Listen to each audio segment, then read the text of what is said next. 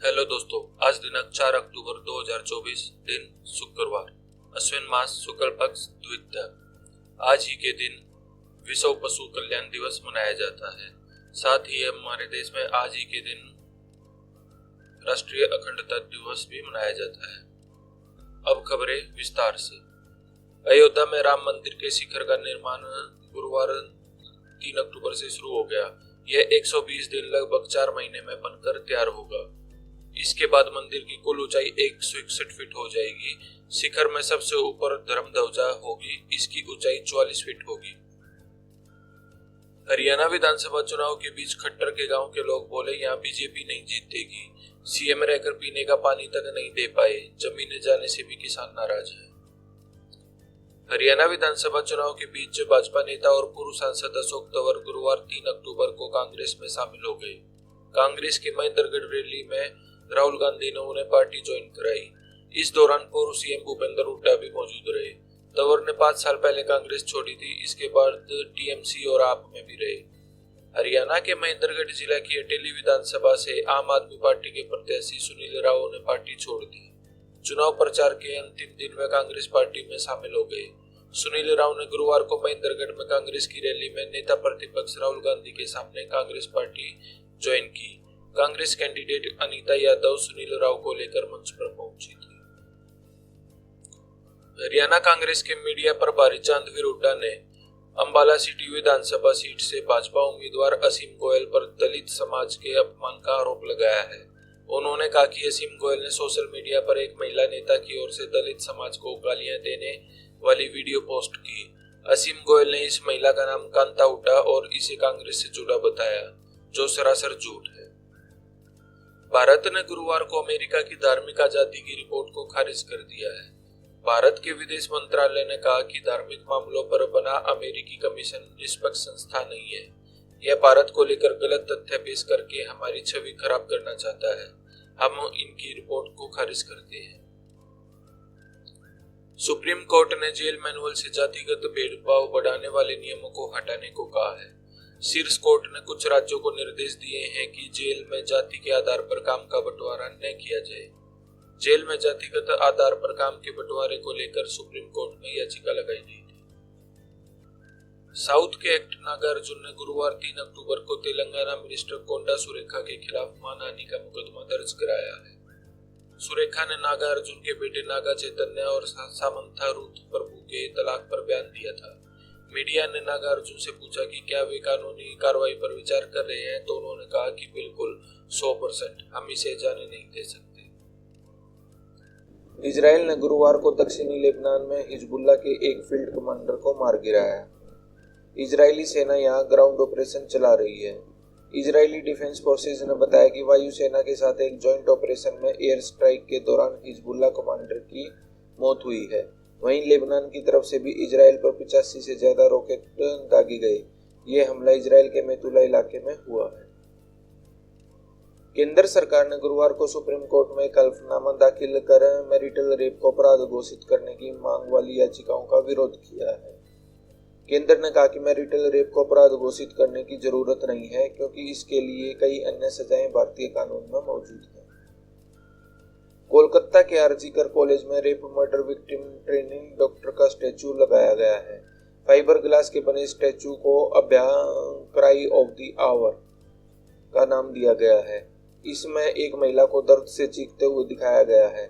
इस स्टैचू को लेकर विवाद शुरू हो गया है। तृणमूल कांग्रेस नेता कुणाल घोष ने इसे घटिया और ट्रेनी डॉक्टर की याद के लिए अपमानजनक बताया है। उन्होंने कहा कि यह अब तक की सबसे खराब चीज है।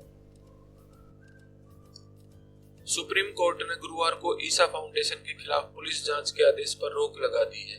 ईसा फाउंडेशन के फाउंडर सतगुरु जग्गी वासुदेव हैं।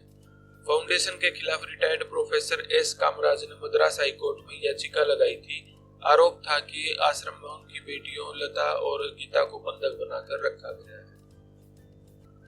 हरियाणा में चुनाव प्रचार के आखिरी दिन राहुल गांधी हरियाणा पहुंचे।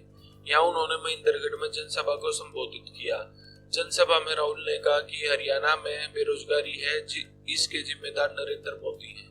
उन्होंने कहा कि अग्निवीर योजना का उद्देश्य युवाओं को मजदूर बनाना है। उसका पूरा पैसा अडानी डिफेंस को जा रहा है।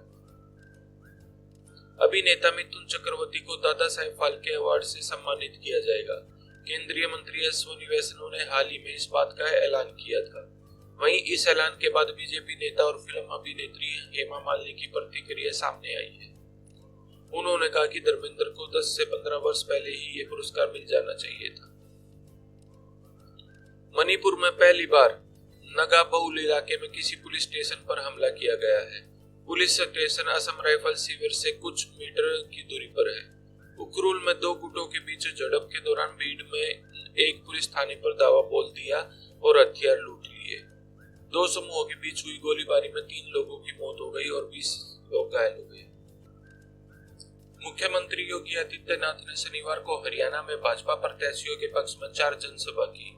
सीएम योगी ने रादौड़ में कुरुक्षेत्र के सांसद नवीन जिंदल के कार्यों की भी तारीफ करते हुए इस संसदीय क्षेत्र की सभी सीटों पर विजयश्री दिलाने का आह्वान किया। साथ ही सीएम योगी ने कहा कि कांग्रेस देश की समस्या और भाजपा समाधान है। केंद्रीय मंत्रिमंडल ने गुरुवार को 11.72 लाख से अधिक रेलवे कर्मचारियों को 78 दिनों के बोनस के भुगतान को मंजूरी दे दी है। केंद्रीय मंत्री अश्विनी वैष्णव ने यह जानकारी दी।